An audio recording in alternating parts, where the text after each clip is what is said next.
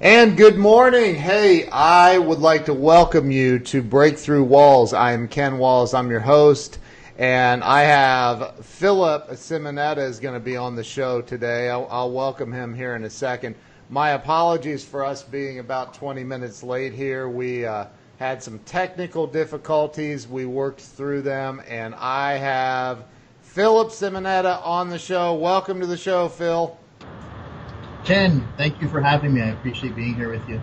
I'm looking forward to being a contribution to everybody. Yeah, man. Well, I've known you now for, gosh, how long? A few years at least. Yeah. We met at the original 10X conference. We did, but I think we knew each other before then, right? Before online, but physically. Yeah, right. And so, I've watched you. You're killing it down there, and you're in Miami, right? Yeah, I have an office in Miami and also Florida. Okay, so you are dominating the real estate market down there, and I know a little bit of your backstory, but not a lot. So let's start with where you were. Let's start with telling everybody where you were born and raised. Yeah, sure. I actually, I was born in Easton, Pennsylvania. It's about 45 minutes north of Philadelphia, Allentown, Bethlehem, Easton area. Okay. If anybody's familiar with Lafayette College, Lehigh University, Moravian College, in that area. Growing up, it was a small town. Great people. Everybody knew each other.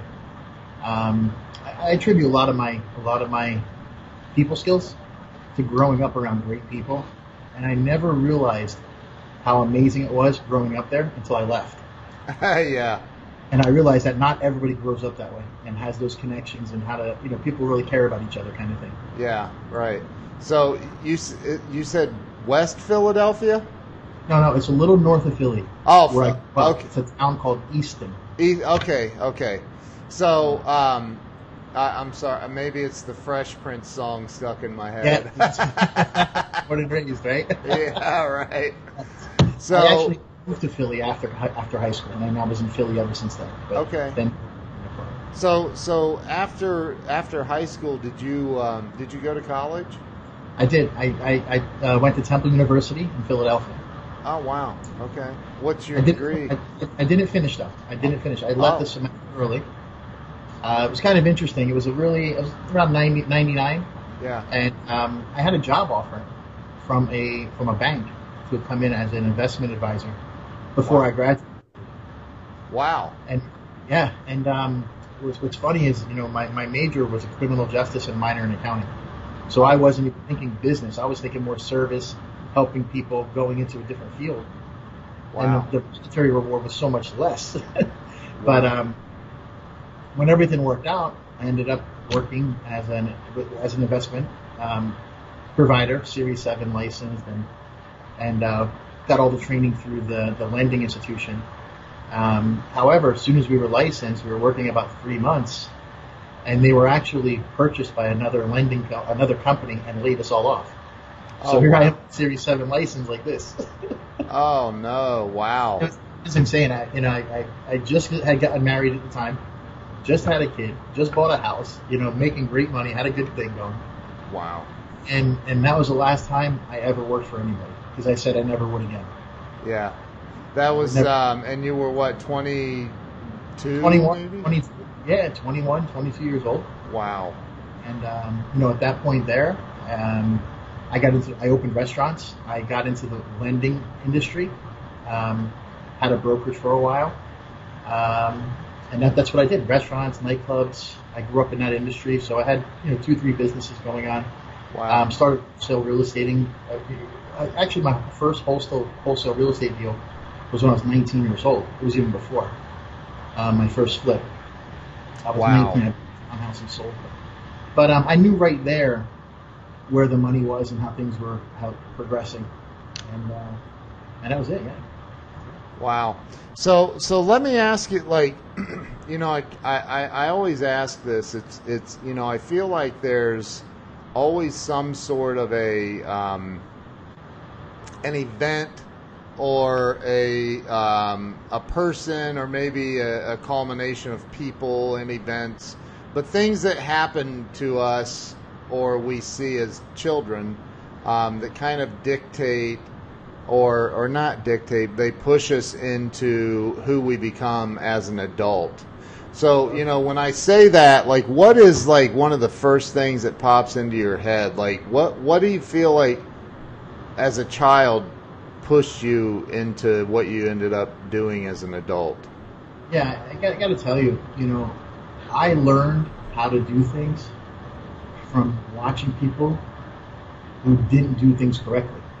Right.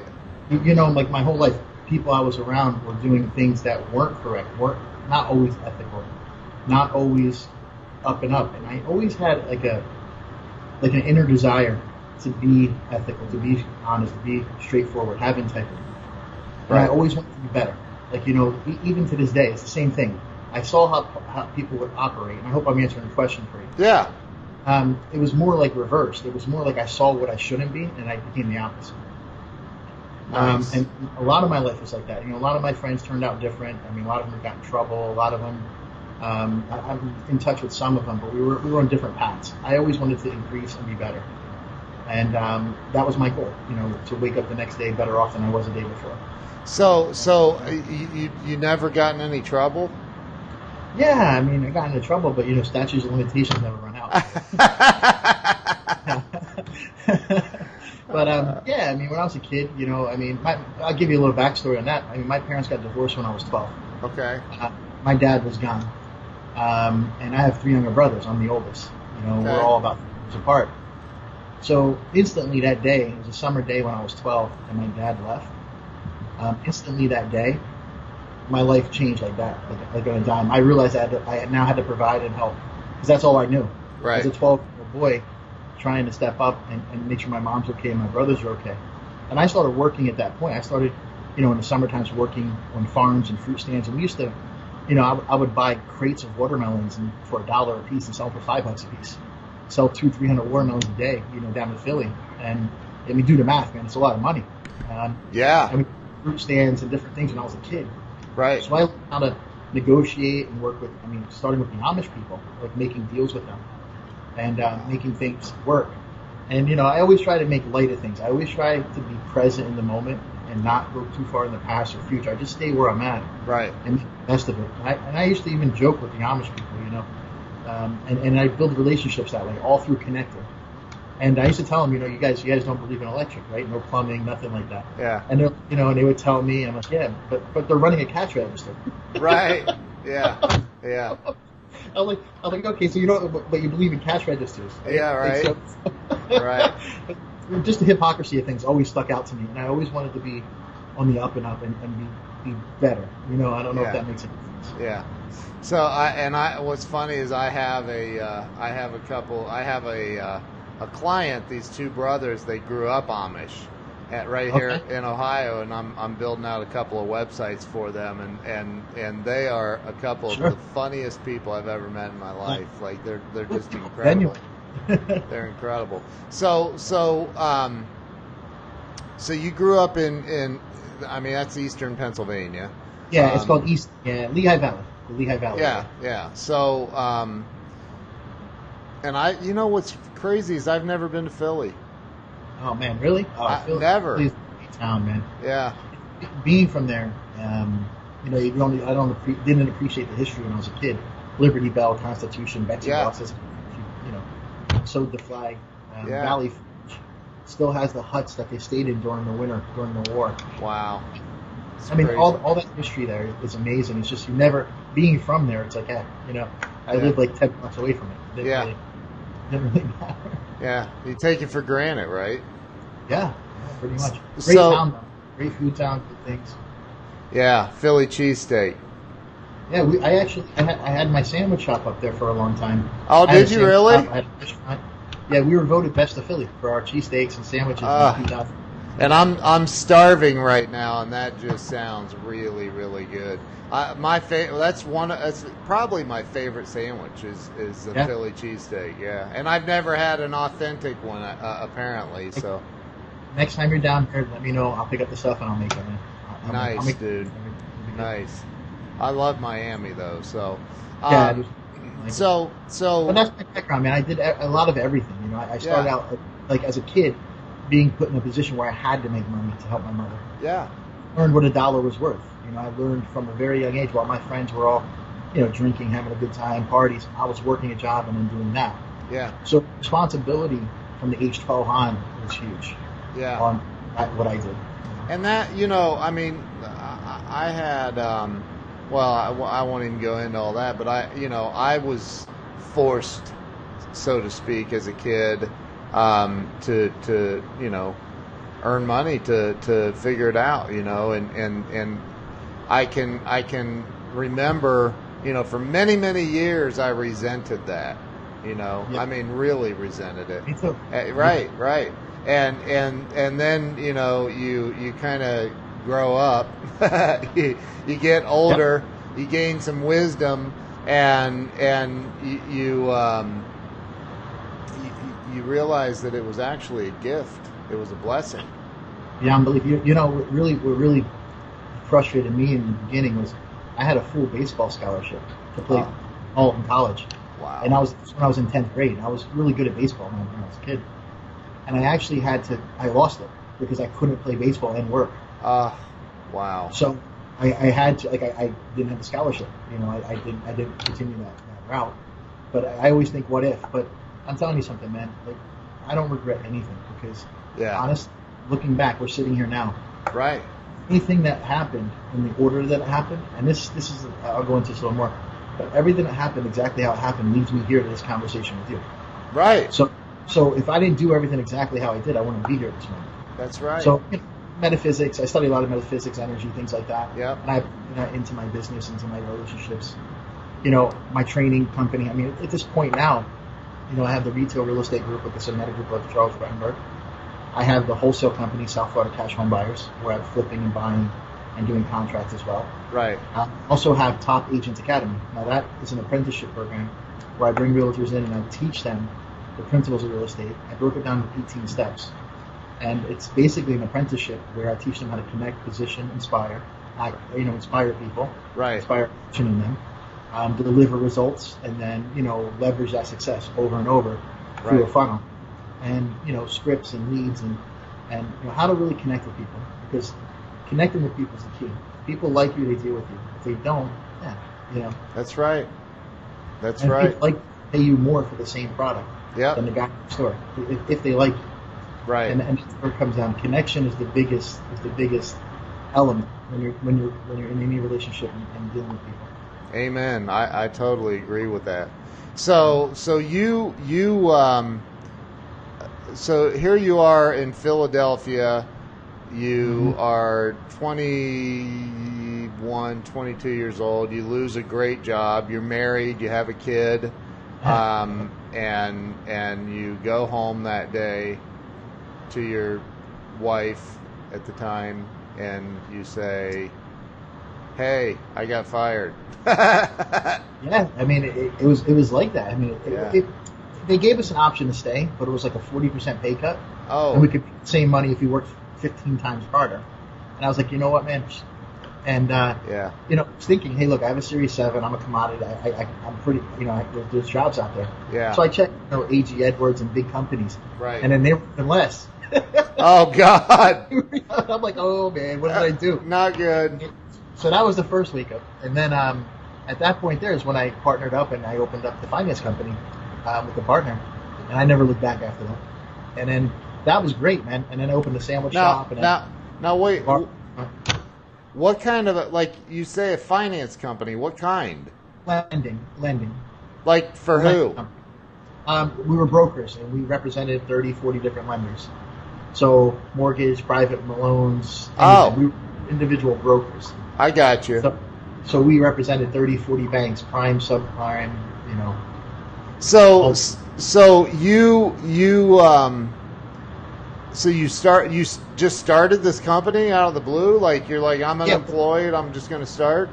Yeah, I had all the licenses, I had everything in place. It was just a matter of semantics and partnering up with the right people. Right. Listen, no matter what it is, you could put me in a city with $50 in my pocket, give me 2 months, watch where I am. Right. It's about being able to make it. And Yep. it's just connecting with the right people, and then when people want to give you a hand and help you. Yep. Because when people see a value in you, it's a Yep. value to them. And if you could, and the perfect example I use, this is part of the training I do. So, perfect example, it's all about the value. So, if if there was a cruise, a 7-day cruise, and it cost $399 with everything included, would you go? Well, yeah. 7-day cruise, $399, everything's included. I would wonder what the catch is. Well, no, exactly. But if that was legitimate and it was Yeah. really there. Well, of course, yeah. Now, if it was $899, would you go? Probably. Right. But if it was like $8,000, would you go?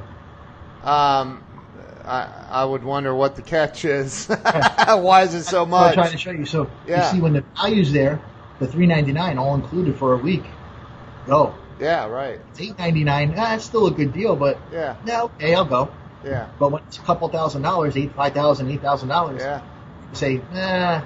So see, it's all about the value. It's not the trip. The trip is the trip. It's great. Right. It's the value that Exactly. you're getting. Yep. So when you bring value to people here, Yeah. if the value's here and the risk is here, or the element or whatever Yeah. you're doing here, it's Yeah. automatic. If it's Right. here, but if it's like this, forget it, man. Right. And that's anything: car business, house business, whatever you're selling. If you bring the value, forget about selling. Bring the value, Yep. and people like you. And you bring the value. It's a done deal. That's right. No matter what you're going to sell. Totally agree with you, man. 1,000%. Yeah. Yeah. Yeah. So And well, let's talk about. So you were in the lending business. You were in the finance lending business, and still in Philly area, Philadelphia. Yep. And were you in Philly or outside of Philly? At that point, I traveled. I was in Jersey, Philly, Okay. Miami, New York. I kind of, I was in 37 states at that time. I could Yeah. do different things and things. Yeah. Okay, so so you were, in your own business, and you started by yourself, or you had partners? Partners. Okay. Always. So you started this with some partners. You and the reason I'm kind of digging into this because I started my current business I've had for 16 years, and I started it on a $20 loan, literally at $20. Buddy of mine's like, dude, I was staying at his house, and he's like, you need to get out, like go get your like grow up, get your own place, and get out. And so, well, I take that back. It's only been 11 years ago that occurred when I formed the LLC. But I remember that day thinking, what? And I had been fired from my last job because I called the sales manager out for smoking dope in a company vehicle. And I'm like, you're a freaking loser, dude. I can't believe you're even the manager. And of course I got fired for that. but I was like, I remember being terrified. Like, oh God, my buddy is tired of me hanging out and moping around at his house. And like, what am I going to do? Right. And so I went out, put $10 gas in my car, had bought a pack of smokes. I smoked back then. They were only $3, and I had $7 left. And I was like, I'm going to the McDonald's dollar menu for lunch. And so, I mean, that's that, but you do what you have to do. And I went out and I started knocking on doors and talking to people and developing relationships. And that day, later in the day, after working all day knocking on doors, I finally got a deal, and it was only $600 to help this guy change some things on his website, but it could have been $6 million to me at that point, right? So you start where you are, and that's what I'm kind of digging into with you is like, dude, here you are, a kid. I mean, you're 22 years old. Started negative, man. Yeah. Yeah. So like, Like, what was that like, though? Like, you're like, okay, you got a wife, you got a kid, you got no money, I would imagine, unless you had a little bit. But no. By the time I was married, I was good. I had money aside. I was flipping properties and stuff. Oh, okay. When I was 12 years old, I was in that position. Right. And my dad was out the door. Right. Right. My dad was gone.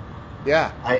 That was the point. And then I had my 3 brothers and my mom. Now, I come from a strong family. My father's Italian, my mom's Lebanese, so I have a really strong culture on both sides, and family helped and things like that. But yeah, there was never anything greater. Like I was told as a kid, stay home, take care of your mom, help your brothers. Don't even go to college. That's what I was told, the old school way. Right. This is the hand you're dealt. Deal with it. Yeah. Well, I did what I did. I went to college and I took care of my mother and my brothers. Like I did. Yeah. It was just natural to me. Like no, I don't do one thing.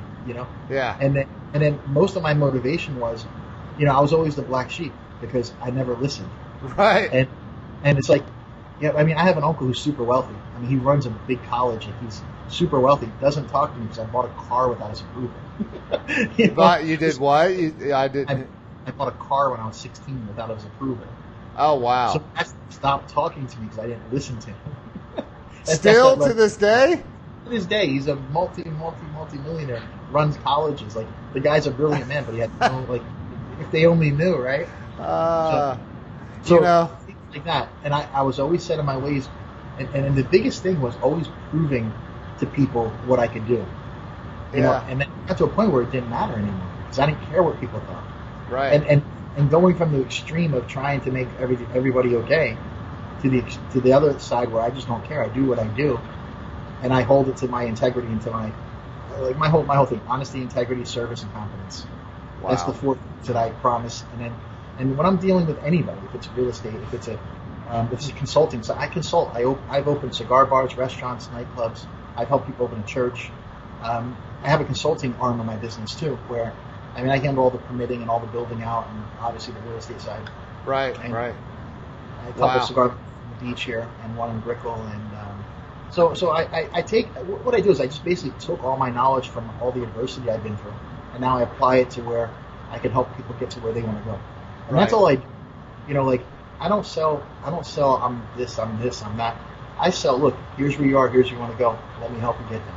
Right. And that's what it is when it comes to real estate. When it comes to a business. When it comes to a realtor trying to get into the business. And the hardest challenge is letting the world know, which you know that. And once the people start to understand the value, it's that value again, like that cruise analogy. Yeah. Once they understand the value, it's like quick. But it's like you guys say, like Grant Cardone says all the time too. Like overnight success takes 20 years, 30 years. It does. It takes that long because you can't impact enough people to become that overnight success. Well, so that and as you're going along impacting people, you make a lot of dumb mistakes. A lot. I look back at some of the mistakes I made, and I'm like, God, if I knew then what I know now, I wouldn't have made that. But I wouldn't know now what I know had I not made those mistakes. So, today's the 1-year anniversary of me leaving what I was doing, helping somebody out in Las Vegas, and I look back at it and I'm like, man, I can't believe how much better my life is today. And a year ago, I was freaking terrified, terrified. I had my family, not even all of my family, 2,300 miles from here, man. and so, that's the thing, dude. And that's what this show is all about. It's called Breakthrough Walls. Yes, that's a play on my last name, but it's about like helping people get unstuck, man, to have a breakthrough, to freaking go for it. Like, right? And there's guys like you and Phil, you make it look like, you make it look easy, okay? And I know for a fact it's not. I know it's not. There's no way. And you've made the mistakes, right? You've made them. Absolutely. And so it's the grind, buddy. It's the grind, man. Finish what you're saying. No, that's it. Go. Yeah, go. It's a grind. I make it look easy because that's just who I am. Like I make things work. I look for solutions. I don't look for a problem. When somebody has a problem, see, the money's in the solution, and there's no problem that hasn't been fixed, because the sun goes up and it comes down every day. Yep. So it's going to go down tonight. It's going to come up tomorrow, no matter what. Right. So has there ever been a solution in your life, no matter how bad it looked, that you didn't fix, that didn't work out? Right. So it always works out. So when you come from a place of knowing that everything's going to work out, just because that's the way the universe works, when you're in flow, on the right path, and you're helping the right people, doing the right thing, everything flows for you. But the one thing that always, even to this day, yeah, I'm successful. I got a lot of things going on, but there's days I don't want to do anything. Right. There's days I don't want to pick up a phone. Right. I don't like calling people out of the blue. I don't like cold calling people. But you know what? I do it because that's how I make money. Right. And I'll give you an example. I have my agents cold calling, and I'm telling them cold calling. I don't want to do it. Every day I get to the phone, I tell them, I don't want to pick up the phone. Yeah. But I do pick up the phone, and I go get 3 deals. Right. Because that's the way I eat. That's the way I'm fed. That's the way I make money. Right. And then when I pick up the phone and start talking to people, I'm like, why didn't I want to do this? Because once you start talking to people and they start connecting with you, man, you're like, why? I should want to do this every day. And then the next day, you still have that. Nobody wants to do that because of the conditioning we've been through. We're told, don't bother people, stay out of trouble, be quiet, don't make a problem, don't talk to strangers, don't do any of that stuff. Right. We're conditioned that through our cultures. And, I have a video on YouTube. It's about the 5-year-old kid. I'll share that with you if we have a minute. But yeah, do it. The synopsis of it. But the one thing what I was saying here was the main thing for me to lead to the success was to get comfortable being uncomfortable, if that makes any sense. And that's what I tell people. Sure does. Learn to become comfortable. Learn to look forward to being uncomfortable. Right. Because that's the time growth happens. You're in resistance. Unless you're out there, you're just resisting. You got to get uncomfortable. You got to go do something you don't want to do, and then you're like, man, that was easy. Why did I do that? Right. Right. And it gets hard. I was doing it. I'm speaking at 25 to 100 people, and I was talking about. They were talking about reaching your goals and having like fulfillment and not being fulfilled and things. And I stood up and I was actually speaking. And one thing that led me to my success is I've always set high goals, but I've always reached them very quickly.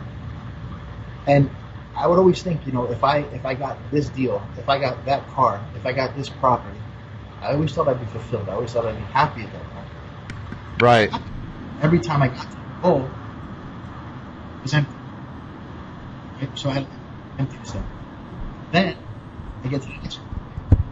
Like, for example, flipped the house, got married, had a kid, thinking all that would make me happy, correct? And then you're emptier and you're emptier and you're emptier. Then I bought properties, then I did this, then I had this business.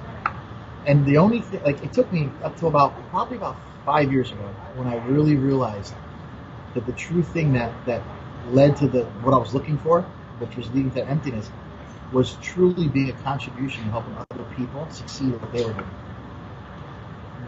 The feeling and the satisfaction of helping a person get where they want to go and accomplish something was better than getting $1 million check. Now, don't get me wrong, $1 million check is needed. It's nice. But the satisfaction, you follow what I'm saying? Like, the satisfaction of their and getting the different things. And then you start building relationships and loyalties with people. And that's how things start to expand. It comes from that. It comes from really contributing to anybody and anyone you can. And I think that and I was I'm sorry, I think I'm having an audio issue with this microphone. I get some feedback. Can you hear me okay? Yeah, I hear you good. But I hear me a second behind. You do? Maybe if so when I'm talking. Is this better? Yeah. Okay, good. Yeah, I don't hear. Now we're good. Okay. It's a second now I was hearing my echo. Sorry. So I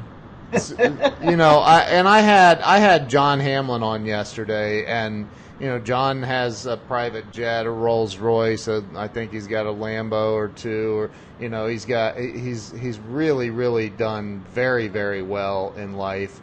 And one of the biggest things about John is he's a philanthropist, man. He gives and gives and gives and raised $2.5 million for the Make-A-Wish Foundation. I mean, like, the guy is, and so that's what I've tried to do, and I think that you'll agree, and I'm sure this is part of your story, is you find other people to surround yourself with, as, you know, like this book right here, written by Chris Saraceno, Sure.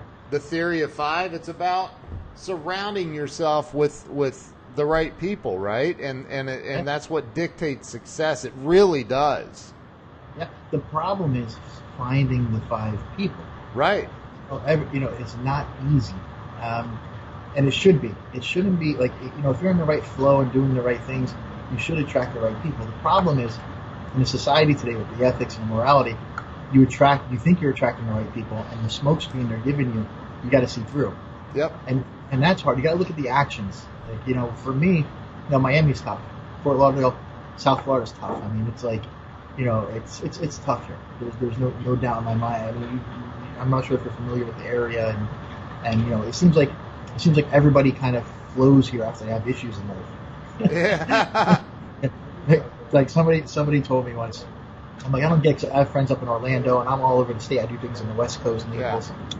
And the guy was telling me, he goes, I'm like, dude, I don't get South Florida, man. Like, people like say this and they do this. You know, they're not. He's like, don't you know? He's like, all the douchebags end up in Florida. The whole country flushes the toilet, and they all end up in Miami, man. And I'm like, man, this is you know, it's like crazy. But there's, you know, there's find the right people. Right. It's just being in the element, going to the right networking, being with the right successful people is what you need. Right. You know, and I think maybe, you know, the Theory of 5. I think, you know, you have different areas in life. Right. You know, so maybe you should have 5 in every area. Right. And that's exactly what he talks about too. But you know, because I'm not going to go. You know, if I have the ability to hang out with the Dalai Lama. You know, I'm not going to hang out with the Dalai Lama to teach me how to build up muscle, right? I'm going to hang out with the Dalai Lama to teach me how to be more spiritually connected and whatnot. But you know, so I think that what's that? Chris wrote that book. His name's Chris. You said Chris Saraceno. He's from my hometown, about 20 minutes from me. And he used to go to my bar and restaurant. Like, I had a conversation with him. Oh, yeah. Okay. We kind of. I don't remember it, but I mean, so many people came and went. Yeah, right. We kind of had some stuff in common, which is pretty cool. Man. I'll tell you, he's from, you know, Allentown, but he's an incredible guy. I mean, just a super guy. And you know, I've had, and so you know, I think about, like you said about Miami, and you know, I know some phenomenal people that live in Miami, you being one of them, Grant Cardone and his entire staff and crew there. They're just incredible people, right? But they're I get it, man. I get that. I understand. You know, the handful of times I've been in Miami, I was like, man, this city is so alive and beautiful, and it's just it's happening, you know. It's international. It's different people every 2 weeks. There's so much flow. There's so much wealth. Yeah. It's a playground for the 1%. I mean, now, if you've never been to Miami, and I'm sure you'll confirm this, but South Beach, whoa! I mean, it can be a freak show. It's in South Beach. Yeah, South Beach gets nuts. It gets a little crazy. All the clubs. I mean, you have Live and the clubs and all the scene. I mean, Miami. I mean, it's a 24-hour cycle of people in clubs, and they're always open. They don't close. One opens at 3 in the morning. One opens at 4. So there's that element. Miami can get you in trouble. Yeah. Like, I mean, come to Miami, you never go home. Right. They get caught up in this whole lifestyle. And, you know, everybody moves here and they see TV shows and they think you could be a waiter at a restaurant and drive a Ferrari. Yeah. See, it doesn't work like that, you know. And it's a lifestyle, and people really get caught up in that. I've seen many people do it. You know, for me, I've been disciplined my whole life. I mean, if you follow me or see my videos and what I do, very structured, very disciplined. I've seen it all. Yeah. I'm from Philly. I was in South Philly, and growing up with what I grew up around, and so I saw all the worst of society before I was 15. Right. So I seen that all, and I knew that's not what I wanted. Right. And that's what led me on the path that I'm on. Like I said before, I got to where I am because I saw what I didn't want, and I saw the strengths in it, and I used that for what I did want. It's the same principles. It's just a little bit different tweak right. of how you. Well, I think again, I've been, I'm a recovered alcoholic.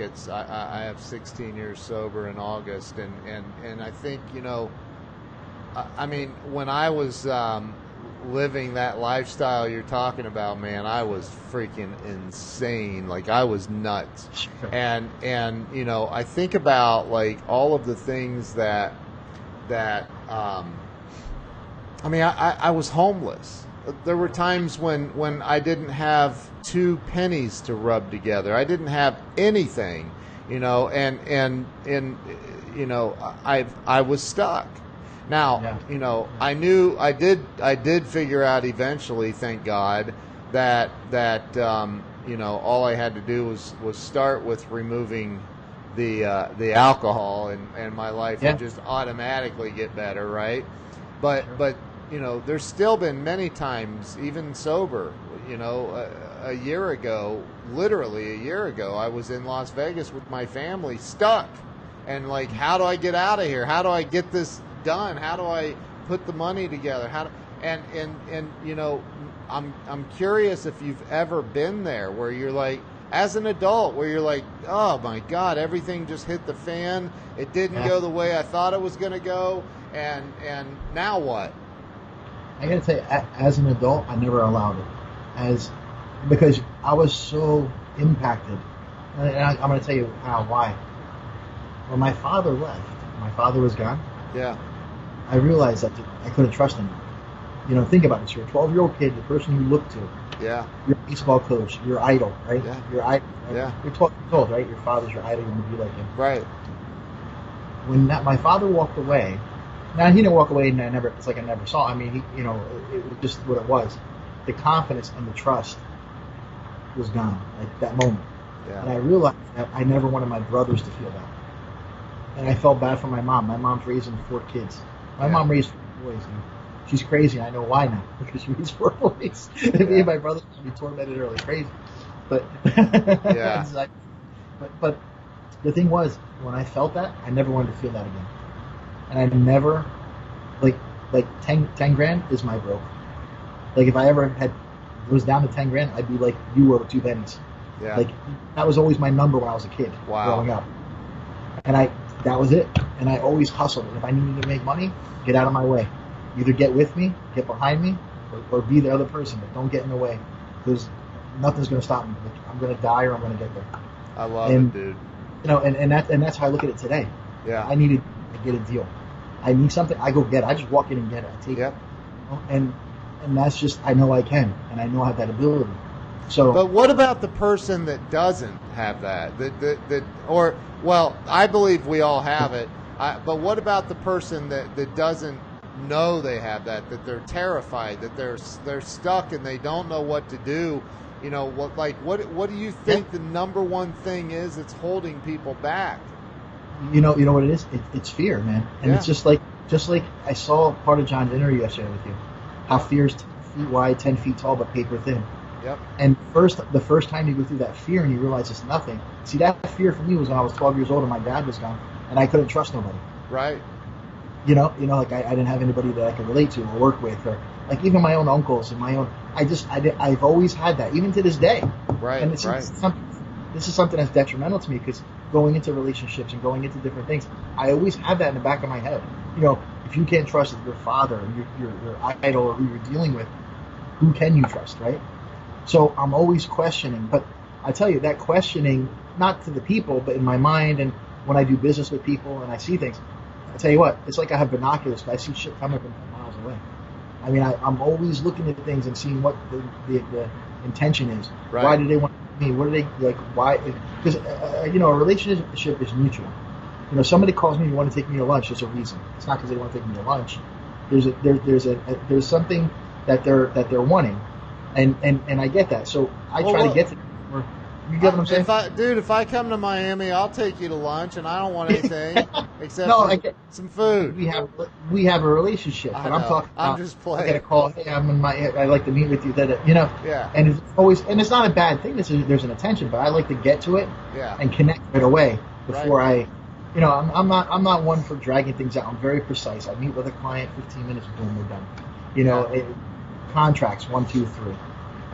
Very systematic. Everything I've built. In all different angles, Yeah, yeah. So fear seems to be the common answer to that question, and I agree. Yeah, and that's what. But it's just, see, fear for me is a little different than most. Because of that situation. See, when I fear something, I go harder at it. Right. You know. Like if I fear something, I'm going harder at it. Right. That most people will just reserve from it. Yeah. You know what I mean? Yeah. And everything, and that's I hate making phone calls. Boom, I'm gonna go make phone calls and get appointments. Right. People are. I work with people that are shaking when they're picking up the phone. I know. They're shaking when they go to call somebody, and I'm like, dude, it's a human being. And let me share a story real quick with you. I know we're getting close, but I want to share a story about the 5-year-old kid. And this is something I have videos on, and this is the first thing I teach them when it comes to connecting. You see, you were a 5-year-old kid, I was a 5-year-old kid, someone across the ocean was a 5-year-old kid all at one point. Yeah. When we're 5-year-old kids, we just want to be happy, right? We just want to go to school, go hang out with our friends, go to kindergarten, hug our friends, go play recess, learn. It didn't matter the sex, the race, it didn't matter what you were. Right. You didn't care, boy, girl, this, that, the other thing. You were just happy and you're with your friends. Yep. So we go through life like that, and we get to a point in our life where there's a critical point of something affecting us. And I'll give you a perfect example of mine. I was probably 7 or 8 years old, and I used to go home after school, and I would pull the pots and pans out and play them like drums, like music. Yeah. I used to play saxophone when I was a kid. I always loved music. I just kind of got away from it. And so one day I came home and I'm doing it. And I love this. Nothing matters in the world. And my mom came over and smacked my hand so hard. I was like, don't do that. So for the first time in my life, I realized I can't truly be happy and do what I want because it might make my mom mad. So you see, conditions start getting put in. Yep. Standards, ideals. You're told, be quiet. Don't bother people. You're told, don't talk to strangers. So that's our culture. Right. Now, your culture may be a little different than mine. You were taught different things. People overseas were taught different things. So you start compromising who you really are to be happy, to make other people happy and be accepted, right? So you get in the conflict. Now, from that day forward, all we do the rest of our life is try to get back to being happy as the 5-year-old kid, where you shouldn't do this, you should do this, you can't do this, you can do this, don't bother people. Again, so we go through our whole lives trying to appease a culture that's been put into us that has no meaning.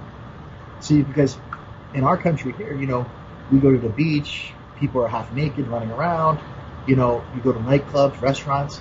You go over to Saudi Arabia, it's totally different. Women are covered, no one drives, blah, blah. And the thing is, we think they're right, we think they're not right, and they think we're wrong. Right. But who's really right or wrong? It's just because their culture and their grandparents and their parents all told them the same thing. So my dad's not a liar, my grandfather's not a liar. If that's the way it is, that's the way it is. You don't eat this type of food. You don't do, but that type of food, they weren't going to disintegrate, or if they cover their body or don't cover their, I'm just giving examples of extremes. That's extremes. Yeah. So what happens when, if you took a 5-year-old kid from one of those other countries and a 5-year-old kid from here and put them together, they'd love each other. They'd be friends. It didn't matter. But now you take a 25-year-old kid from here and a 25-year-old kid from there, and they dislike each other because of what has been inbred in them. Yeah. And it's cultured into them, and their standards and ideals. And that upbringing is what causes that fear. So when I don't want to pick up the phone, I was told, don't bother nobody, don't talk to strangers, don't talk to people unless you're talking to dead. You know what I mean? Yep. The bottom line though is when I pick up that phone and I talk to that client and I'm that value, that $3.99 value for that 1 week cruise, and then I'm working with a client now. The guy is an Olympic gold winner his wife designs $30-40 million homes, and it all came from a call from one of my agents, one of my partners that called him on a listing that he had that he was selling, which it was already sold. He had it under contract privately. The deal fell apart, and then somebody he knew was going to buy the house from him. Just from that call, it turned into a friendship. It turned into he wants to buy something now, and now he has a friend from California selling his winery coming here. Wow. So it turned into buying a condo. It turned into his friend coming from California. We're going to lunch in 2 weeks for a multi-million-dollar deal. All from all for a house that we didn't even touch. You know, I think that see that that's the connecting, man. And screw the money. Yeah. Screw this now. And I know Grant Cardone says no. But I'm telling you something. When you connect with people, there is no sale. It's closed already.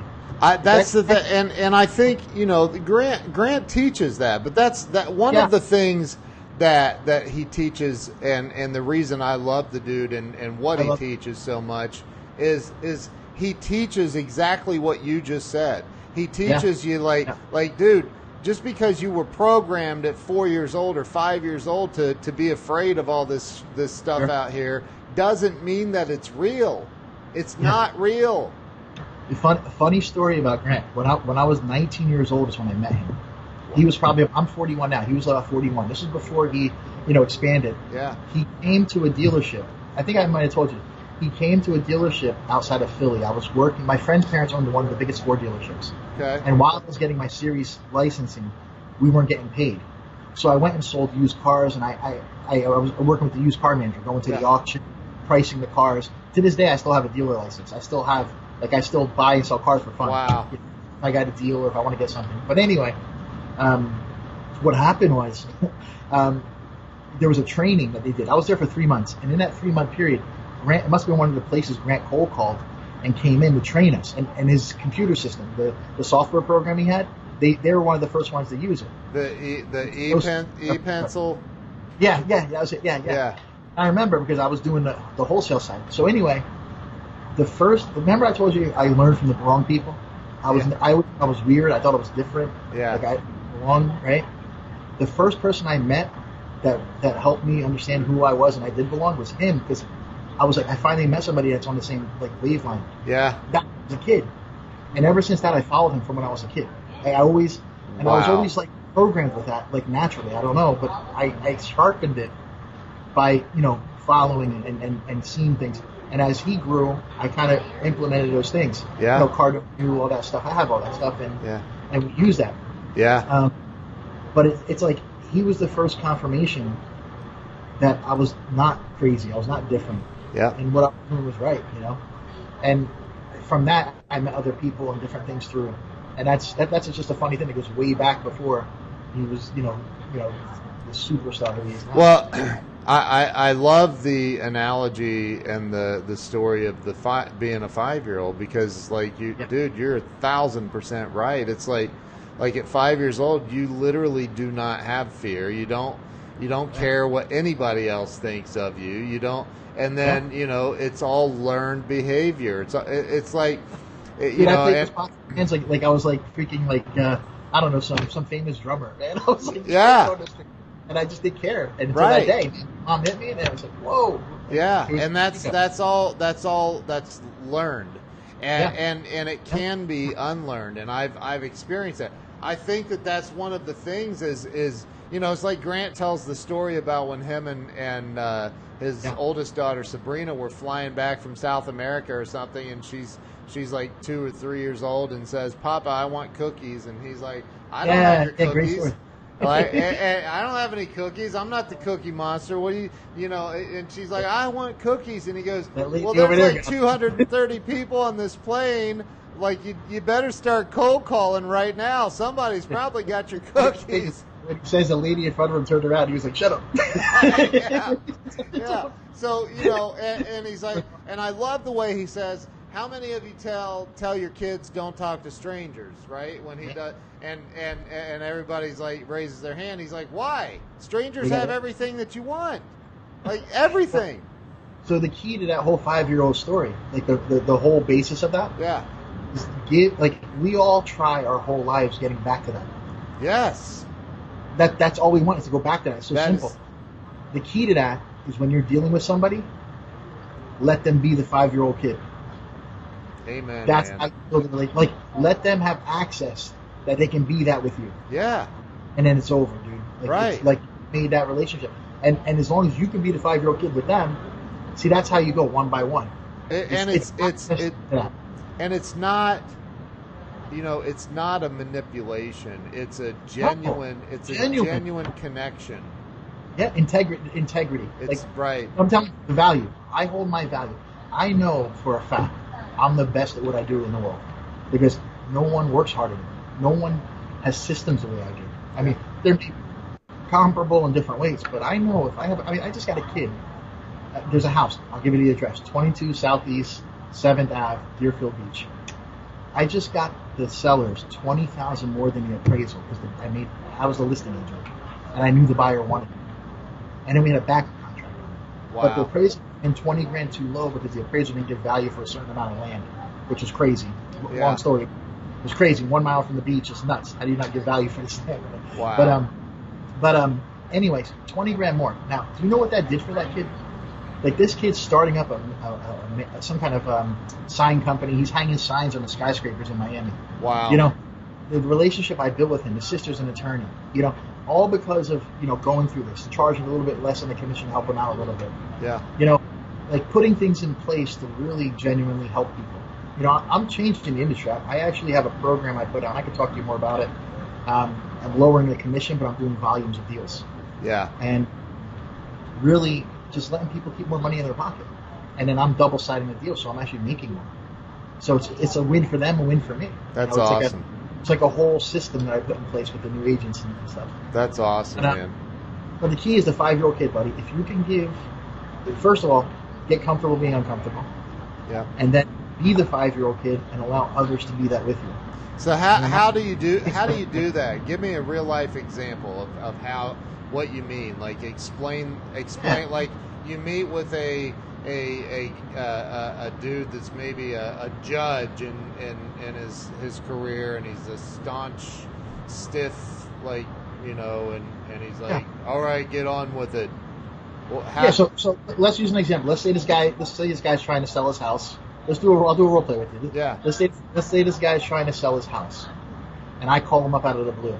And say you're this guy, and I want you to be that guy. Yeah. And I'll be calling you. So sure. His name's Ken. So, hi, may I speak to Ken, please? Speaking. Hi, Ken. My name's Phil Simonetta. We haven't met yet. Listen, the reason for my call is really important. I just need a moment of your time. Can I speak to you now, or would later be better? Go ahead. You got me now. What's up? Great. Wonderful. The reason I'm calling you is really important, as I said. Okay. I just want to let you know who I am and what I do, and then from there we can speak a little more. I just want to give. I know you're probably getting a lot of calls right now, and you're probably frustrated about this real estate you're trying to sell. And I get it. I apologize. I know you're getting a lot of them. Let me tell you who I am. I have a real estate wholesale company. I have a retail company. I do over 150 properties a year. The reason I'm calling you is, first, I have a program I put together where I can save you a significant percentage on commission when you sell.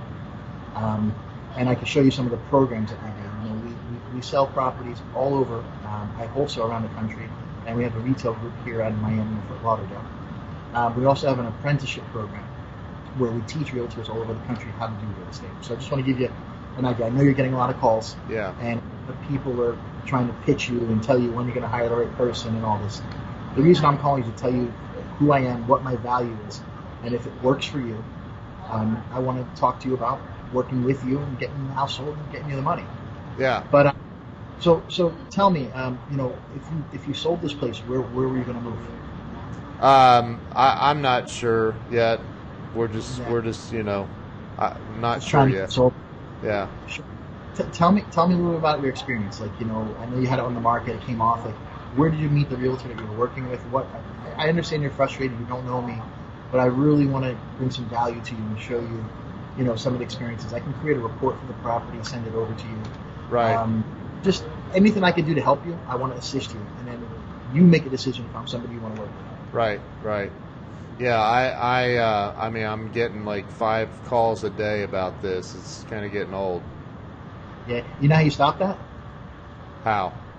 you list it with me, and they won't call you anymore. Boom! So, Nice. now you see what I'm doing. I'm not even Yeah. talking about selling. I'm talking about connecting. Yeah. You see what Right. I'm doing? Yeah. I'm connecting. So where are you from? Are you originally from here in Florida, or like what? Ohio. Ohio. Ohio. Okay, I'm originally from Philly. Actually, I used to have sandwich shops up there, and Ah, nice.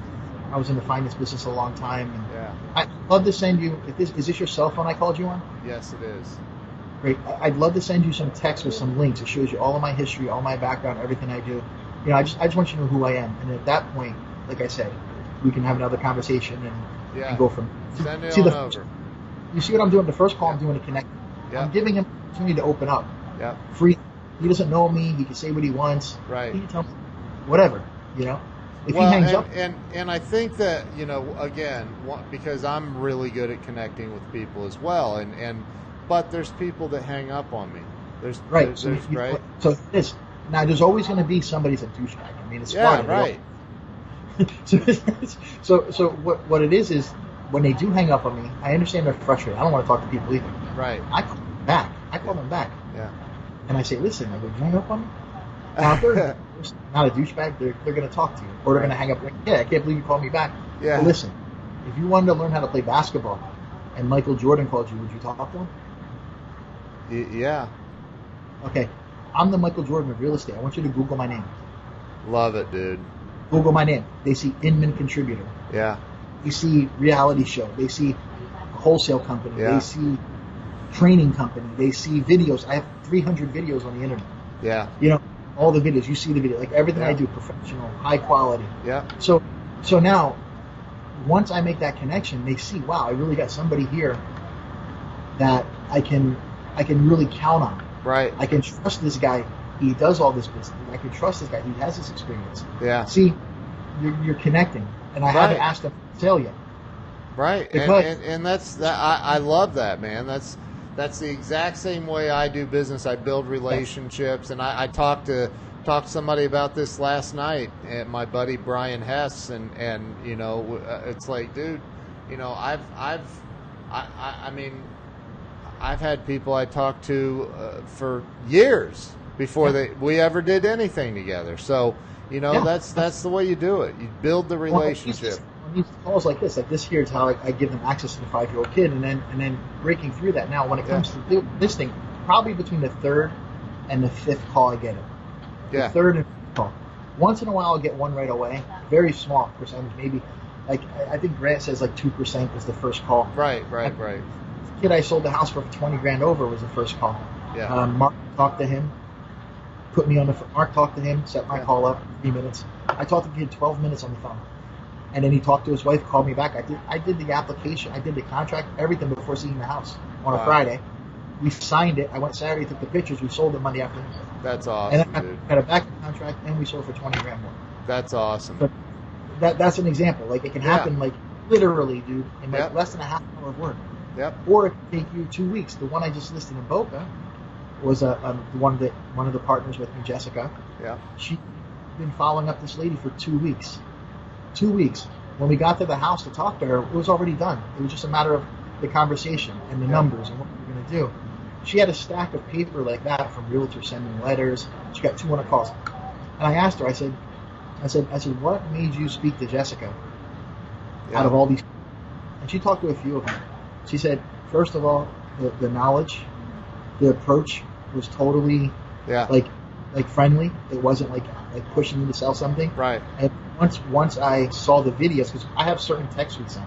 Yeah. Like when you call somebody, when you hang up, there's 3 texts, there's 2 emails. They're hit 7 times in the first day. Yeah. But it's all wanted. They're getting free reports. It's all like, I want to send this to you, and they're all happy about it. Right. They're looking forward to it because it's all free, and see the value. Again, it's the value here. There's no cost. Value. So let me ask you this, and we got to wrap it up. I actually have another appointment. So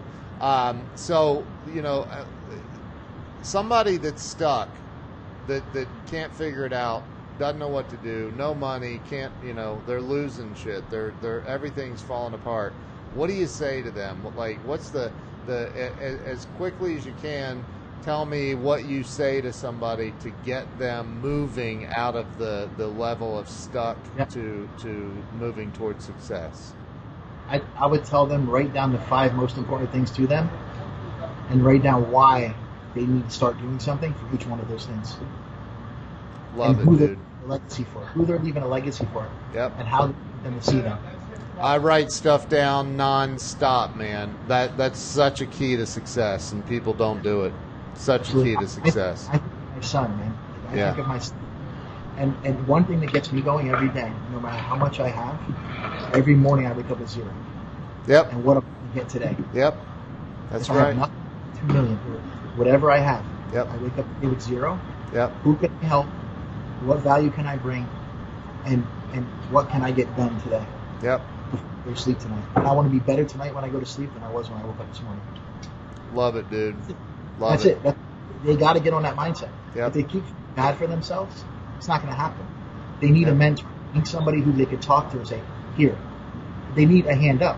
One thing about that. When I was a kid, I had nobody to turn to. I had nobody to give me a hand up. Right. I can give a hand up to people. That's why I started the apprenticeship. Yeah. When I hire people in with my group, I give them 30 days. Within 2 days, I know if they're going to make it or not. Yep. You either got it or you don't. Now you can get through, and you can be okay and survive. But to excel, you got to have something special, and it's not Yep. money. It's not money. It's a will. It's a desire. It's a drive. Yep. It's a commitment. It's being consistent in what you do. I agree with you, man. I agree. Yeah. Well, Phil, So, I like- appreciate you coming on, man. You're a good friend of mine and a good dude. We've spent probably hours on the phone talking about a variety of things. But how can everybody that sees this, how can they follow you? Yeah, I mean, on Facebook they can just, it's Philip Simonetta. On Instagram, all the social medias. On Facebook we also have. Let me give you the sites. I have for my YouTube. It's meetphilip.com. If somebody wants to buy, it's buy10x.com. Somebody wants to sell, it's sold10x.com. Nice. Looking to learn about the agency, about learning how to be with the apprenticeship. Yeah. It's topagentacademy.com. Awesome. And they can call me directly, text me. I mean, Awesome. anything at all. Message me on Facebook, probably quick. Yeah, and if there's anything I can do to help somebody grow, Yeah. I'm here. That's what I do. I know. You're a good dude, man. You're a good dude. I appreciate you coming on, taking the time, and working through the little technical errors we had in the beginning. But this has been great, dude. I really genuinely appreciate you taking the time. Yeah, I'm honored to be here, man. And if there's anybody needs a hand with anything, just reach out. Awesome. Thank you all. Thank you to everybody on Facebook for sharing and the likes, the loves. We got some laughing cry faces. So, hey, thank you all. Appreciate you. And we will see you guys. What is today? Friday? It's Friday. Right. Wow. See you guys one Monday. One other tip. Live Yeah. every day like it's Friday and you'll be all right. That's right. That's Yep. what I do. That's right. Every All right. Friday. See you guys. Thanks a lot.